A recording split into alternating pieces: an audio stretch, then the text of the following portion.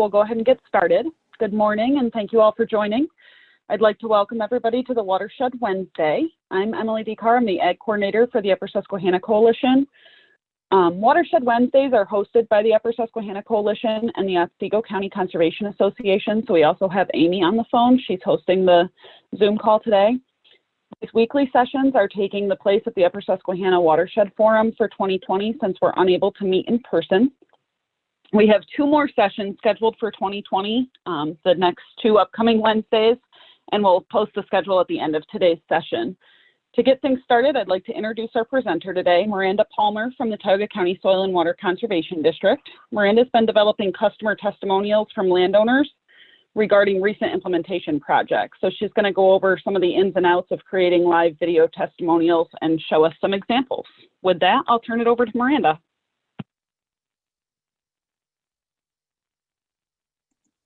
Thanks, Emily. Good morning, everyone. So welcome to this week's Watershed Wednesday. Today, I'm going to dive into a little bit of information on some short customer testimonial videos that the USC worked to develop throughout the fall. Over the summer, the USC had sent out a survey asking for what you all wanted to see, and one of the suggestions was a series of testimonials from customers. After further discussion between the USC teams and a few projects across the watershed were selected, and we got to work. So when selling a product, one of the most important things that a successful business has to do is give their customers the information that they need to make an informed purchasing decision. However, like anything, marketing has changed over the years, and today it has essentially become an open line of communication between you and the people that you're trying to serve or your customers. For this reason, the development of customer testimonials is crucial, especially in a world today where we're looking to get the word out virtually. Instead of taking our word for it that we can have a positive impact on the lives of our customers, it's much more valuable to let our customers hear from other real customers why the decision they're about to make is a good one. So just a brief overview. Customer testimonial is essentially just a recommendation from a satisfied customer or an endorsement for product or service. And it's important to make them so that we can share our story, spread the good word about the work that we're doing, and it really allows us to make real life connections with customers. When we first started brainstorming how to approach making a customer testimonial series, there were certainly considerations that we need to keep in mind. The first one was who. So essentially, who are we trying to reach? Who is our audience? In our case, the audience was extremely vague. We considered that the videos might be utilized for other districts and partners to get some ideas on projects, but also the general public might look at them to learn more about the work that districts do, and potentially landowners or customers looking to see what type of services we offer, or even funding sources and agencies looking to see what types of projects that we've been able to complete. And then the other important consideration was why. So there are many answers to the why. And by making the videos, it allows us to share our stories, show our local communities the types of work that we do, show farm owners, or show how farm owners are good stewards of the environment and how certain practices can improve water quality. However, in addition to all of these great things, it helps us to attract new customers. So by telling our story, it helps our customers to keep their local districts in mind when considering natural resource projects. For video focus, the areas that we focused on when making the videos, when working to make the video series, the core focus of each video was broken down into 3 different categories. The first one would be the introduction, which was just a review of basic information, who, what, when, where, why, just getting to know both the customer and the district themselves. And then next came in the customer interview. So when doing the customer interview, I was looking for information on why the customer and the district partnered, what types of issues the landowners were trying to resolve, and if they were looking to increase their efficiency. And lastly, how conservation played a role in the project. And the third component was just a brief project overview, which included interviews between both the district and the customer. So when we did the project overview, we were looking to see what types of positive results we're seeing, what the environmental benefits of the project were, and how the project changed the way that the operation managed. So we sent each district that made a customer testimonial with us an email with these exact focus areas to help them really prepare on what questions that we were going to ask, and so that they could also share them with the project landowners so that the landowners could think about what they might like to say. So when we made the customer testimonials, it was very basic equipment that was utilized. We really wanted to use what we had, and we felt that we would be more apt to make them in the future if we made it as simple as possible. So while these aren't Hollywood productions, they certainly are capable of telling our story. So to shoot the videos, all I used was an iPhone 6, and the pictures and videos were very clear. It didn't cost us anything because that's something we already had. I also purchased a lavalier microphone that attached to the phone. I generally just use that in instances where it was extremely windy. Otherwise, the phone does a really remarkable job at picking up the audio. That cost $9.99 from Amazon. And the most important thing that we had to purchase was some video editing software. Melissa from the USC and I both tried multiple different platforms, and I think that we both agree that most user-friendly platform that we found was an application called Power Director. The cost is $51.99 for an annual plan, and you can see on the bottom of the screen, that's kind of a screenshot of what the software looks like. So it allows you to plug and play different video types as well as other media, and you just kind of click and drag, and it was really user-friendly. I had no editing experience before we made these videos, and I would say it was easy to pick up on after a little while. So we spent $61.98 to have the equipment to make the videos, which I think is pretty affordable, considering the reach that the audience we can get on a virtual platform. So I'm going to show you guys one of the videos that we made to give you an idea of what type of quality just an iPhone and a little microphone and some video editing software can give.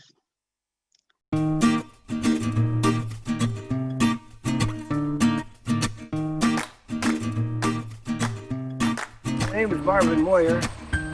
This is Twin Brook Farm, located here in Tioga County in Owego. I'm all grass-based, grass-fed beef, and I just like it because I don't have to cultivate, I don't have to plow, and I don't have to lose much soil. Very limited amount of soil goes down these streams here, which I'm really proud of. Hi, I'm Danielle Singer from Tioga County Soil and Water Conservation District. We chose to apply for the USC Water Quality Funding Program for this project because it fit the objectives of the project well. This is a proactive approach to allow the farmer to extend his good stewardship onto more ground while addressing the stream corridor with best management practices. We saw the huge conservation value in this project, and we were excited to be able to partner with the USC on it. Where we're standing here, this used to be my neighbor's property, and he downsized and wanted to get rid of some of his land, and it was right next to mine. I couldn't refuse, and fortunately I had finances to do it.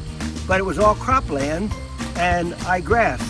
So I asked around, and I went to Soil and Water. I said, is there any money for fencing? And they said, no, not really. But wait a minute, do you have a stream on your property? I said, I sure do. This stream had a berm along both sides. One side was a little higher than the other, but it was approximately 3 acres of berm that got removed from the sides of the stream. The reason why we want to remove berms from streams is the water doesn't have anywhere to go during a high flow event. During a flood, that water is just going to rush down the stream channel, and without the berm, it's able to access the floodplain and spread out and slow down and infiltrate. The benefits of the buffer include filtering water before it gets to the stream, so improving water quality, providing habitat for aquatic and terrestrial wildlife. Another really important benefit of having trees along the stream banks is stability. The roots stabilize the sediment on the stream banks as they grow and get taller. We've got a good system here, and it's well thought out, it's well done, and I expect little maintenance on it. Gave me a good opportunity to be able to move forward and not worry about some of the other little things that take up a lot of our time. In total, the project at Twin Brook Farm removed 3 acres of berms, installed 5 acres of buffer, 11,000 feet of fence, 2 watering systems, and created 87 acres of pasture for rotational grazing. I'll say the people of Soil and Water were great to work with. Their ideas were great, and I followed most of them, and I think they did listen to me a few times when I was concerned about certain things. So it was a good give and take, and a great group to work with.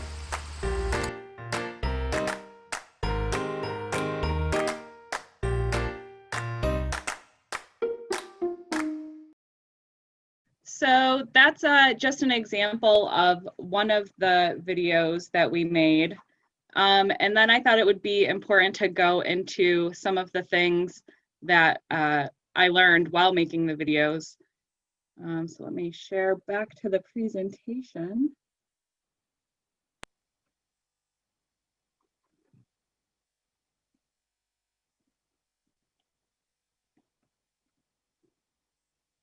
So you guys can see the lessons learned now?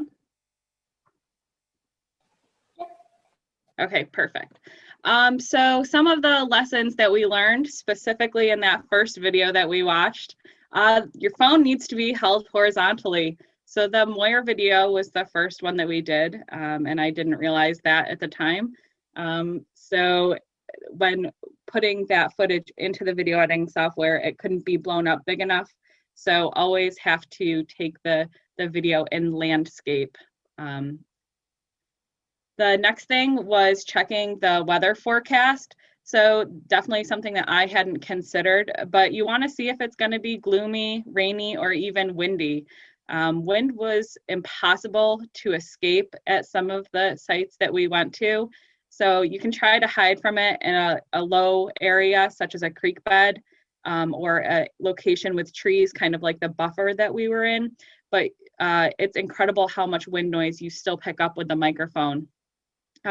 However, the microphone also was not the be-all, end-all solution. Sometimes there is just too much wind. So if you notice that, you're better off just rescheduling.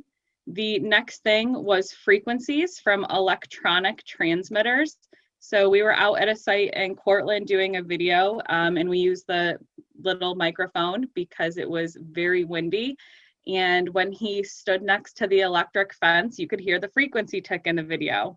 Luckily, we were able to utilize some audio editing software that's also from Cyberlink to help remove some of that frequency noise.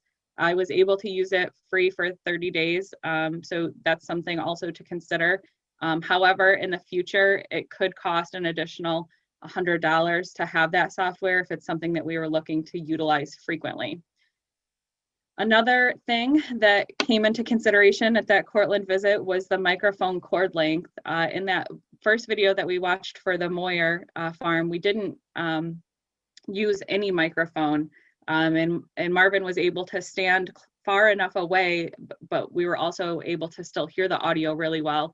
The microphone cord length is 12.8 feet, and while it seems like a lot, it's really not. Another consideration is to get a lot of site pictures and videos. So essentially, the more pictures and videos, the better. We leaned on the districts and the landowners for pictures and videos. Being able to show the work completed is just as important as hearing about it. So being able to tie the footage in to what the customer is saying is crucial. There really is no such thing as too many pictures or videos. Another section that's important is to consider is breaking the clips into sections. The video editing becomes a lot more simple if you just take shorter clips. So usually like a minute to 2 minutes I try to focus on. And then learning software takes time. While I did mention that Power Director is very user-friendly, it was not user-friendly when I had no idea how to use it. You will not be a master at the software overnight, so you should anticipate that it will take much longer than you think it should. And finally, video editing takes time. It's not easy.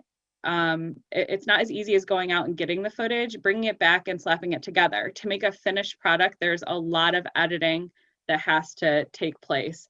It's a lot of clipping and tying videos and pictures together. And then some additional considerations when making videos that are important. It's really important to mention the funding sources when you're making the video. Including names of funders is a great way for them to be recognized. Also including information on our partnerships. Projects often take multiple different partners to complete, so it's great to acknowledge all of them. If they share the video on, for example, a social media site, then you just increased your audience reach by a lot. So tagging agencies who participated in the projects is really beneficial. Also keeping it brief. Videos are cool. They show and tell your story. However, the longer they are, the more risk you run into losing your audience. So we tried to stay somewhere between 3 and 5 minutes for each video. And then being your own cheerleader. So sometimes making these videos is challenging and it might seem a little bit cheesy, but it's really important to remember that we're trying to sell the work that we do and promote services that we provide. So you have to be your own cheerleader here. And lastly, let the customer tell their own story. Don't feed them scripts. When it's in their own words, it's much more natural. You have the power to edit it, but when you let them speak unscripted, sometimes that's really where their best statements come from.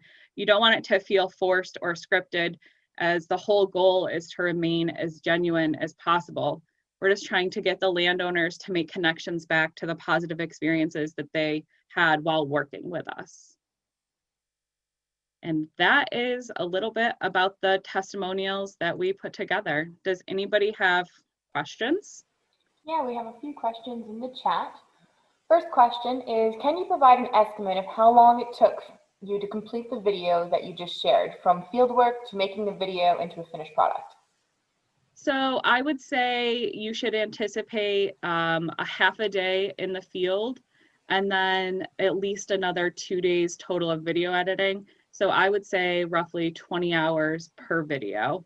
It definitely gets easier when you have everything that you need. For example, the video that I talked about where the wind became a huge issue, that video I spent much more time on because trying to edit that audio to make it right was very time consuming. The Moyer video that we made was very easy. I would say that one probably even took less time, maybe 15 hours, but we had access to unlimited video and pictures. The next question is, what do you think about shooting the interviews indoors and only shooting outside for the B-roll? We could have shot indoor, but because we were dealing with the pandemic, I didn't approach that. I also thought it was nice to shoot outdoors because you were able to actually see the project. All right. And you all probably hear the dog going crazy. I'm sorry. No Apparently worries. the UPS man is here. Perfect timing. Those are all the questions we have in the chat right now. Folks, if you want to pop in a few more, Miranda's here to answer your questions. And while you guys do that, I'm actually going to take control of the screen, Miranda, and show next week's stuff so that everyone has the information of what's still to come for our last 2 Watershed Wednesdays. All right, and now that that's up, we have another question.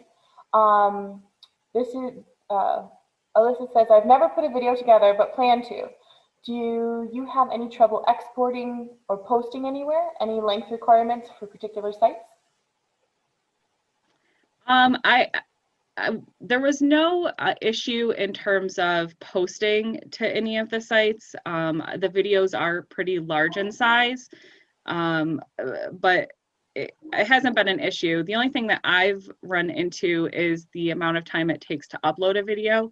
So while working remotely, for example, our internet speed at home isn't fast enough to upload the videos. So I have to go to the office and do that. So that's definitely something to keep into consideration. Awesome. And another question here, it's easy enough to include, is it easy enough to include other video footage like drone footage? For sure. So in that Moyer video, we included quite a bit of drone footage. That's one of the things I had mentioned, there being no such thing as too much video and photo. The software makes it really easy to click and drag other clips in. So just like, again, in the Moyer video, I think there's some footage of the cows drinking. It's just really simple stuff. And putting any type of footage in is simple. All right, we had another question pop in, but you answered it while answering the previous one. So, all right. Are there any other questions? So I'll just say we did a total of 4 of them.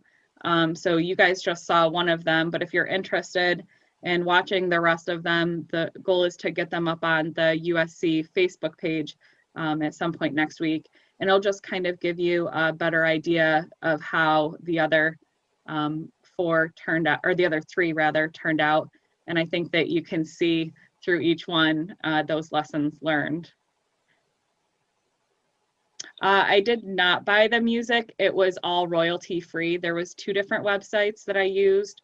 One was Ben Sound, and I can't recall the name of the other one, but I could look into that for you if it's helpful. The only catch was when putting them on social media or like YouTube, you just have to give credit for the music in the video description.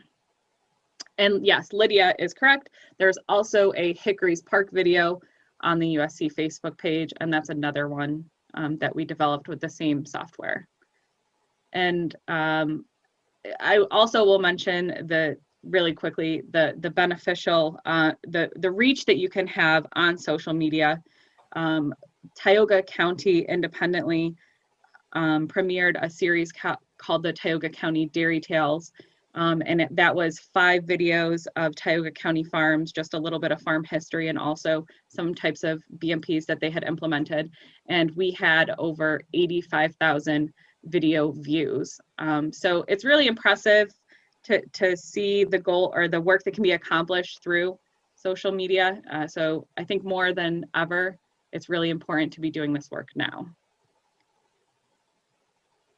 I have another question. It was just a private one, but I'll read it. Is there other soil and water folks that we could partner with to do video editing? Someone who is really good at it. I'm not aware of any other districts that are using any video editing software currently, but Melissa Urick from the USC, her and I both have the same Power Director editing software. And I would say if you want to start your own video, you can get a free 30-day trial of Power Director. And if you have questions or run into roadblocks, I would say Melissa and I would both be happy to help if you reach out to either one of us. Very good. If there are no other questions, actually, I believe you had another video that you wanted yeah, to share. we could watch another one if there are no questions. I didn't know how much time we would have, but Yeah, if we there's still have just a few minutes, so folks are welcome to stay on and watch another one of these videos with us if you'd like. If not, we totally understand, and we hope you have a great day. And join us next week for valuing our kettle lakes. So yeah, take it away, Miranda. Let's watch another one. All right, let me share. have audio, and this one is from Bradford County.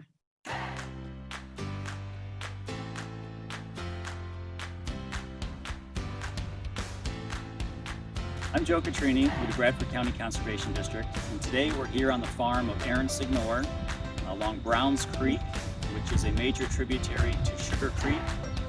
Sugar Creek is one of the larger watersheds in Bradford County that drains to the Susquehanna River.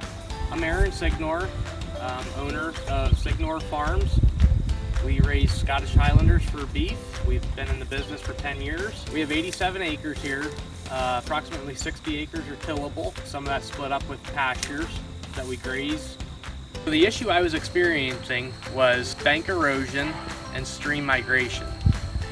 And I was trying to save valuable tillable land that was being encroached upon by the stream. So in 2015, I contacted the Conservation District to learn about preserving the stream and the stream beds. And we started bouncing ideas off each other and seeing what would be best for long-term goals in preserving the stream banks. In past years with flooding, where we're standing was not actually the creek bed. We have moved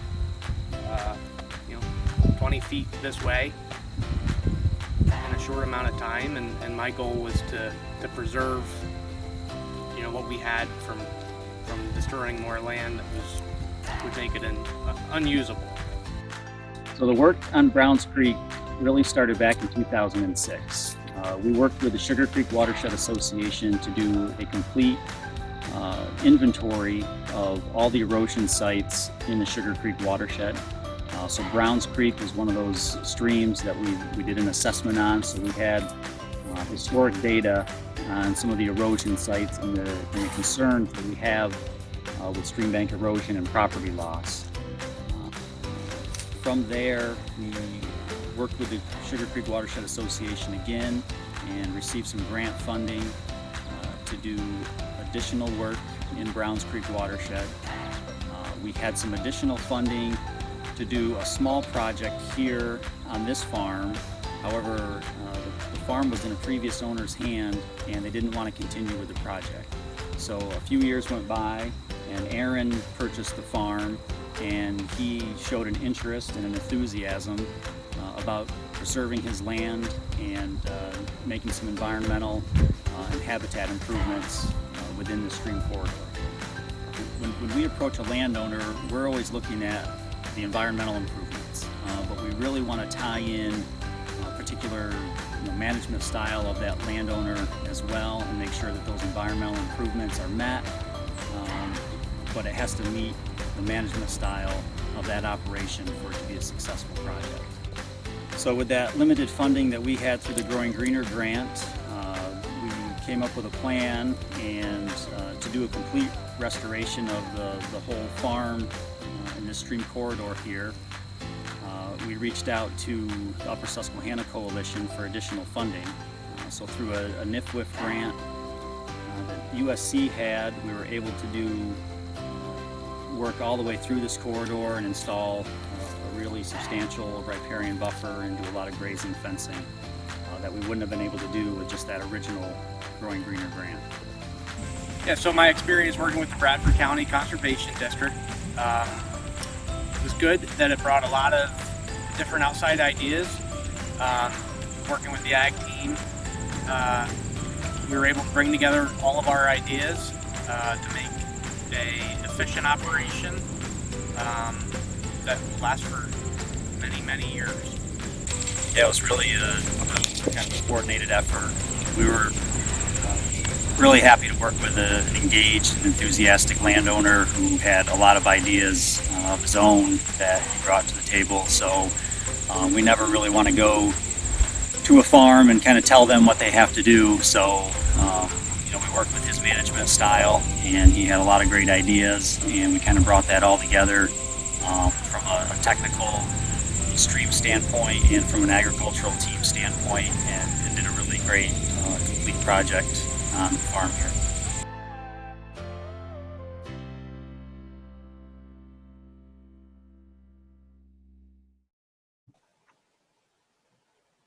Wonderful. All right. Thank you so much. You're welcome. Thank you.